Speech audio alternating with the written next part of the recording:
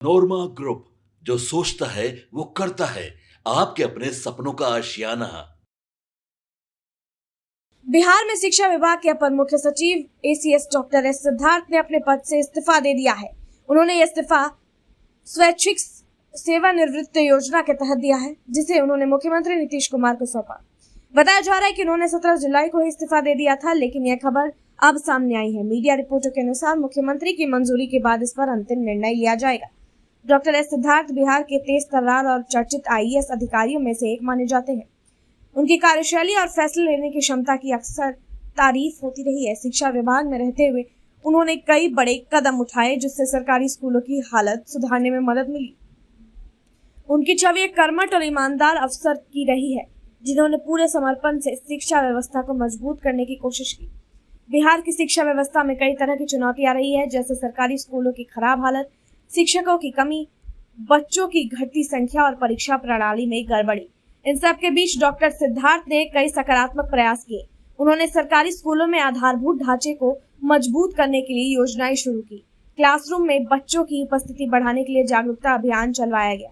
टीचरों की जवाबदेही तय करने के लिए कई नियम लागू किए गए। इसके अलावा उन्होंने बच्चों की शिक्षा गुणवत्ता सुधारने पर भी जोर दिया।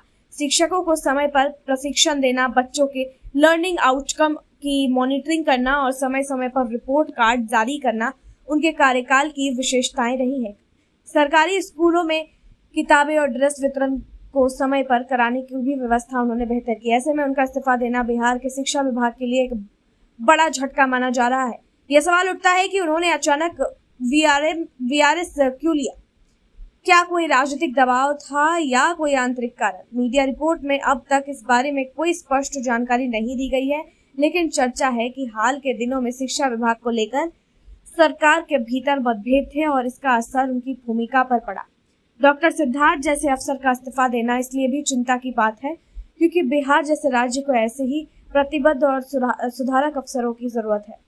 उनके जाने से कई योजनाओं पर असर पड़ सकता है, खासकर वो योजनाएं जो उनके नेतृत्व में शुरू हुई थी।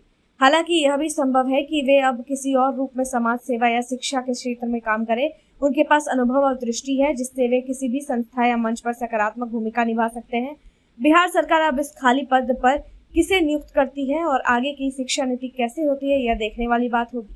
राजनीतिक दृष्टिकोण से देखें तो इस घटनाक्रम के कई मायने हैं। मुख्यमंत्री नीतीश कुमार पर यह आरोप पहले से लगता रहा है कि वे अपने अफसरों पर पूरा नियंत्रण रखते हैं और कोई भी बड़ा फैसला बिना उनके मंजूरी के नहीं होता। ऐसे में एक वरिष्ठ अधिकारी का वीआरएस लेना यह संकेत देता है कि शायद अंदर खाने कुछ ठीक नहीं चल रहा था। शिक्षा जैसे अहम विभाग में अब कोई बड़ा अधिकारी इस्तीफा देता है तो सरकार की कार्यशैली और निर्णय लेने की प्रतिक्रिया पर सवाल उठते हैं। इससे सरकार की छवि को नुकसान भी हो सकता है। विपक्षी दल इसे मुद्दा बनाकर सरकार को घेर सकते हैं। एक और खास बात यह है कि डॉक्टर सिद्धार्थ को आमतौर पर साइलेंट अफसर के रूप में जाना जाता था। वे विवादों से दूर रहते थे और केवल अपने काम पर ध्यान देते थे। उनका इस तरह इस्तीफा देना कई अटकलों को जन्म दे रहा है। क्या उन्हें किन्हीं योजनाओं को लागू करने से रोका जा रहा है? क्या उनका कोई प्रस्ताव सरकार के अंदर टकराव की वजह बना है? इस पूरे प्रकरण से यह बात स्पष्ट है कि बिहार की प्रशासनिक व्यवस्था में बड़े स्तर पर बदलाव की आहट है। डॉक्टर एस सिद्धार्थ का जाना शिक्षा विभाग के लिए एक युग का अंत हो सकता है, लेकिन यह भी एक मौका है कि नए नेतृत्व को आगे लाकर उस दिशा में काम करने का जो सपना सिद्धार्थ जैसे अफसर ने देखा था। बिहार जैसे राज्य में शिक्षा की स्थिति सुधारना एक बहुत बड़ी चुनौती है और इसके लिए सरकार को गंभीर निर्णय लेने होंगे। इस पूरे घटनाक्रम में यह भी साबित होता है कि सिर्फ योजनाएं बना देना काफी नहीं होता, उन्हें जमीन पर उतारने के लिए सक्षम और स्वतंत्र अफसरों की जरूरत होती है। अगर ऐसे अफसरों का मनोबल टूटेगा या वे काम से हटेंगे तो फिर अच्छे परिणाम की उम्मीद नहीं की जा सकती। आने वाले दिनों में यह साफ होगा कि डॉक्टर सिद्धार्थ का इस्तीफा महज एक प्रशासनिक फैसला था या इसके पीछे कुछ और कारण है। लेकिन एक बात तय है कि उनकी कमी बिहार के शिक्षा विभाग में लंबे समय तक महसूस की जाएगी। देखते हैं इस मामले में आगे और क्या कुछ अपडेट आता है। तब तक के लिए आप देखते रहिए भारत लाइव। आपके सपनों को हमने सजाया है, ई होम्स पैनोरामा को हमने बनाया है। ई होम्स मेरा एक सपना था जिसपे मैं पिछले 4 साल से काम कर रहा था। हमने जो बनाया है वो सबने है माना। ई होम्स पैनोरामा में हो आपका भी आशियाना। और फाइनली हमने 2021 में इस प्रोजेक्ट को लॉन्च किया। बहुत लोग अप्रिशिएट कर रहे हैं कि पूर्णिया जैसे शहर में बिहार के, एक तो बिहार की बात करें उसमें भी पूर्णिया जैसे छोटे जगह में इस तरह का लाइफस्टाइल देना, ये सुन के हम लोगों को बहुत अच्छा लगता है।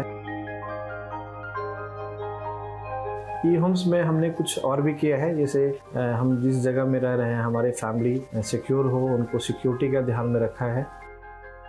आपकी सुविधा और सुरक्षा आपके लिए खास है, ये आपका विश्वास है। इसमें आर्टिफिशियल इंटेलिजेंस का 7 लेयर सिक्योरिटी का हमने इस्तेमाल किया है। लस ग्रीन कैंपस को बनाया है, यदि हमारा बाउंड्री वाल है तो वो वर्टिकल गार्डन है। ये जितनी भी फैसिलिटी होता है एक इंटरनेशनल टाउनशिप में ई होम्स है, ये हम लोग विश्वास नहीं कर पा रहे हैं। जो भी हमारे मित्र दोस्त या जो भी हमारे बाहर आते हैं, तो हम लोगों को बहुत अच्छा सुनने को मिलता है और बहुत अच्छा क्रेडिट मिल रहा है। वो सारा हमने सिर्फ एक बिल्डिंग नहीं बनाया, हमें एक बहुत अच्छा लाइफस्टाइल दिया ई होम्स में, और मेरा एक सपना था जिसको मैं आज फुलफिल होते हुए देख पा रहा हूँ। ये आपका आवास है।